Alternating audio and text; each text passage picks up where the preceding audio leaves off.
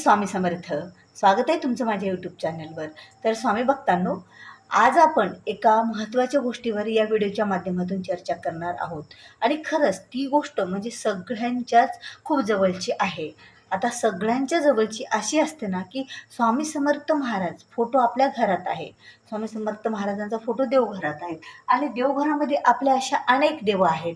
त्याचबरोबर शंख असतो, त्याचबरोबर आपल्या घरामध्ये घंटी पण असते. देवासमोर आपण एक तांब्या भरून पाणी पण ठेवत असतो. देवासमोर आपण अगरबत्ती लावत असतो, तेलाचा तुपाचा दिवा पण लावत असतो. पण आपल्या घरामधील जे काही आपल्या पोथी असतात बघा, आता देवघरामध्ये पोथी असतात, पण दररोज आपण त्या पोथ्या दररोज उघड्या ठेवत नाहीत, वर ठेवत नाही. नेहमी आपण पोथ्या घरामध्ये झाकत असतो आणि त्या पोथ्या कुठेतरी ठेवून देत असतो लपून. आणि ज्या वेळेला आपल्याला ते पारायण किंवा ते ग्रंथ वाचन करायचं असतं, त्यावेळेलाच त्या पोथ्या आपल्या समोर येत असतात. मग त्या पोथ्यावर अशा लपून ठेवाव्या का? त्या पोथ्या ठेवून द्याव्या का? का पोथ्यावर असावं? या सर्व गोष्टीची माहिती तुम्हाला आज या व्हिडिओच्या माध्यमातून मिळणार आहे. आता पोथी म्हणजे ग्रंथ, म्हणजे त्याला पोथी आणि ग्रंथ ह्या दोन्ही गोष्टी वापरल्या जातात. जसं की ग्रंथ म्हणजे मग गुरुचरित्र असो किंवा भागवत असो किंवा नवनाथ असो किंवा कुठलाही एखादा ग्रंथ, ज्ञानेश्वरी असो, कुठला तरी एखादा ग्रंथ आपल्या घरात असेल किंवा सगळेच ग्रंथ आपल्या घरात असतील. दुर्गा सप्तशतीसारखा ग्रंथ असेल किंवा मल्हारी सप्तशतीचा ग्रंथ असेल. अनेक ग्रंथ आणि पोथ्या आपल्याकडे आहेत. पण त्या पोथ्या आपण अशा करतो ना, की देव आपले वर आपल्याला दररोज दिसतात, दर्शन होतं. पण पोथ्यांचं दर्शन आपल्याला होत नाही. ज्या वेळेला आपल्याला वाचन करायचं असतं ना, त्याच वेळेला आपण त्या पोथ्या हातामध्ये घेतो आणि त्यानंतरच त्या पोथ्यांचं आपण दर्शन होत असतं आपल्याला. मग एरवी दररोज आपण पोथ्यांचं दर्शन घ्यावं का नाही? दररोज पोथ्या वर उघड्या ठेवाव्या का पोथ्या आपण मध्येच ठेवाव्या? तर बघा, पोथीमध्ये सर्व देवांचं वर्णन असतं. जसं मल्हारी सप्तशती घेतलं तर मल्हारी सप्तशतीमध्ये खंडेरायाचं वर्णन आहे. जसं गुरुचरित्र ग्रंथ घेतला तर गुरुचरित्रामध्ये दत्त अवतारांचं आणि दत्त महाराजांचं वर्णन केलेलं आहे, त्यांच्या लीलांचं वर्णन केलेलं आहे, त्यांची माहिती आहे. जर आपण दुर्गा सप्तशतीसारखा ग्रंथ हातात घेतला कधी वाचायला, तर त्यामध्ये तर आपण बघतोच ना, की दुर्गादेवी म्हणजेच आपली कुलदेवी आणि देवीने जे अवतार घेतलेले आहेत त्या अवतारांचं आणि महिषासुरा, शुंभ आणि शुंभ, अनेक चंडमुंड यासारख्या राक्षसासोबत त्यांनी कसं युद्ध खेळलं त्यांनी, देवीने, ह्या सर्व गोष्टीचं वर्णन आपल्याला त्यामध्ये पाहायला मिळतं. आणि प्रत्येक ग्रंथाच्या शेवटी काही गोष्टीसुद्धा लिहिलेल्या असतात, की ग्रंथाचं वाचन झाल्यानं काय करावं, ग्रंथ कुठे ठेवावा, ह्या बऱ्याच गोष्टी काही असतात. पण बघा, काही गोष्टी अशा आहेत की जसं ज्ञानेश्वरीचं पारायण तुम्हाला 7 दिवसात नाही केलं झालं तरी चालेल. पण ज्ञानेश्वरीचं ग्रंथातला एखादं पान किंवा 2 ओळी आपण दररोज वाचू शकतो. त्याला कुठलंही बंधन नाही. म्हणजे सुतक वगैरे असले तर चालत नाही. ज्यावेळेला देवपूजाच नसती तर ग्रंथ वाचणे दूरच राहत असतात. तर त्यावेळेला आपली ज्ञानेश्वरीची पोथी आपण वरच ठेवत असतो. आता तुम्हाला माझ्या डाव्या बाजूला बघा, इथे पोथ्या दिसत आहेत माझ्या दररोज त्या पोथ्या तिथेच राहतात. आता तुम्हाला स्क्रीनवरती पोथी दिसत आहे, पण स्क्रीनवर पोथी आता फ्रंट कॅमेरा आहे तर तुम्हाला माझ्या वर त्या पोथ्या दिसत आहेत. त्या पोथ्या मी वर का ठेवलेल्या आहेत? कारण जसं देवांचं दर्शन दररोज घेणं महत्त्वाचं आहे. देवघरात देव आहेत, त्यांचं दर्शन घेतो, पूजा करतो, तरच त्याला देवत्व प्राप्त होतं. पोथ्यांचं पण तसंच असतं ना. पोथी तुम्ही 7 दिवस पारायण केलं किंवा 7 दिवस तो एखादा ग्रंथ वाचला, सप्ताह काळ झाला आणि नंतर ती पोथी बांधून गुंडाळून आपण कुठेतरी ठेवून देत असतो. त्याला लागत नसतो.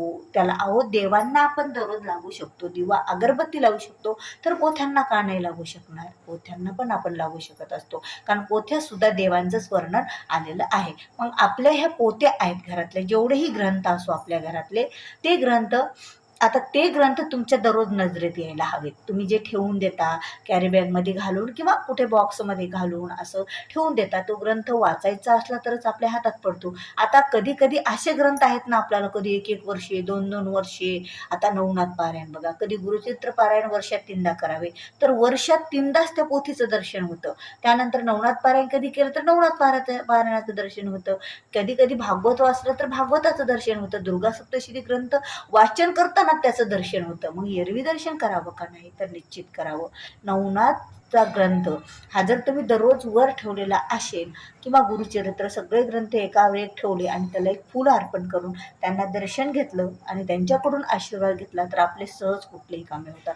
कारण त्या ग्रंथामध्ये असे अनेक वर्णन केलेलं आहे. लीलांचं वर्णन, युद्धाचं वर्णन, विजय प्राप्तीचं वर्णन, यश प्राप्ती झालेलं आहे, देवी देवकांचं युद्ध, देवांचं राक्षसासोबत युद्ध आणि अशा बऱ्याच गोष्टी त्यामध्ये घडलेल्या आहेत ज्या की चांगल्या घडलेल्या आहेत. त्यांचं पूर्ण वर्णन आहे. आता दररोज वाचणं शक्य नाही आपल्याला. एखादा ग्रंथ दररोज कुठला तरी एखाद्या ग्रंथाची ओळ एक वाचावी. जसं स्वामी चरित्र आहे तर 3 अध्याय वाचन करतोच आपण. एक ग्रंथ आपण हाताळतो, आपल्या नजरेतून जातो. किंवा ज्ञानेश्वरीचं 1-2 आपल्याला नाही एखादं पान वाचणं झालं 2 ओव्या वाचाव्या, 5 ओव्या वाचाव्या.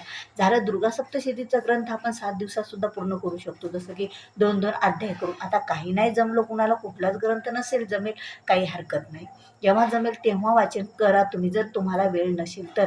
पण ग्रंथ असे नजरेत येतील ना तशी तुम्हाला ठेवायचे आहेत. त्याला दररोज एक फुल अर्पण करून दर्शन घ्यायचं आहे. यामुळे त्या ग्रंथांचा आशीर्वाद आपल्या घरावर राहत असतो. त्या ग्रंथात अनेक गोष्टींचं वर्णन आहे. त्याचा परिणाम आपल्या घरावर चांगला पडत असतो. घरातील वाईट गोष्टी निघून जात असतात. मग ग्रंथाचं वाचन 7 दिवस करतो ना त्यावेळेला किती चांगली ऊर्जा आपल्या घरात निर्माण होते. मग वाचन नाही तर नाही. आता नवनाथ महाराजाचा ग्रंथ आपण जर वर ठेवलेला असेल तर त्याला एक फूल अर्पण करावं आणि महाराज चांगल्या गोष्टीसाठी म्हणावं आमच्यासोबत तुम्ही चला.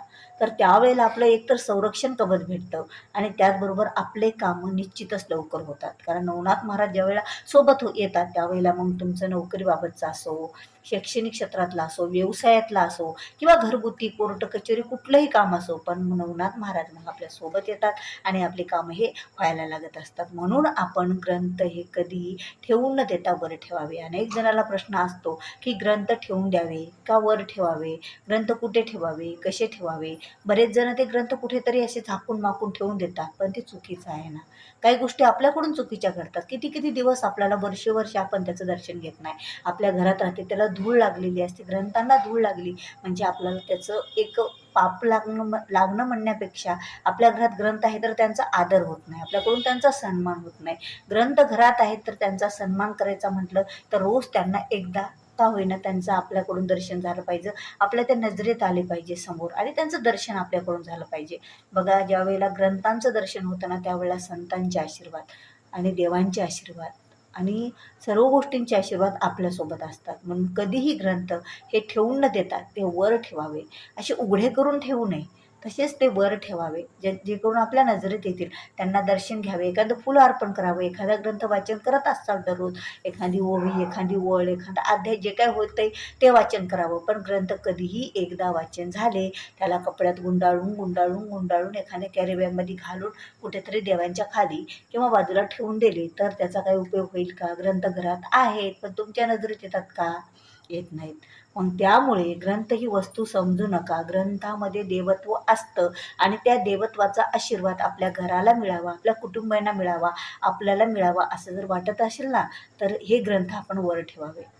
ग्रंथाला नमस्कार करावा. जिथे दिसतील असे ग्रंथ ठेवावे. जसे देव आपल्याला समोर दिसतात, देवघरात देव आहेत, ते आपल्याला दिसत आहेत, तसेच ग्रंथ आपल्याला दिसले पाहिजे. त्यांचं दर्शन आपण घेतलं पाहिजे. आणि कधीही ग्रंथ हे वाचन केले तर खरंच ग्रंथ वाचन केल्याच्या नंतर आपल्या जीवनातल्या सुद्धा बऱ्याच गोष्टी ह्या चांगल्या व्हायला लागत असतात. म्हणून ग्रंथ हे कधीही वाचन करत राहावे. एक नाही तर एक ग्रंथ आपल्या घरामध्ये छोटा मोठा का होईना, ज्याला नियम नसलेला तो का होईना वाचन केलंच पाहिजे आपण. तर खरंच तुम्हाला हा व्हिडिओ आवडला असेल तर व्हिडिओला एक लाईक करा आणि शेअर करा. आणि जर चॅनलवर मालनीच लाईफस्टाईल या माझ्या चॅनलवर नवीन आहात, अद्याप चॅनलला सबस्क्राईब केलेलं नसेल तर चॅनलला सबस्क्राईब करायला विसरू नका. कारण जेव्हा केव्हा मी असे नवीन आणि माहितीपूर्ण व्हिडिओ माझ्या चॅनलवर अपलोड करेल ना त्यावेळेला त्याचं नोटिफिकेशन तुम्हाला अगोदर मिळेल आणि तुम्ही माझा एकही व्हिडिओ मिस करणार नाही. तर चला भेटूया असाच एक नवीन आणि माहितीपूर्ण व्हिडिओ घेऊन. तोपर्यंत सर्वांना श्री स्वामी समर्थ. जय जय स्वामी समर्थ.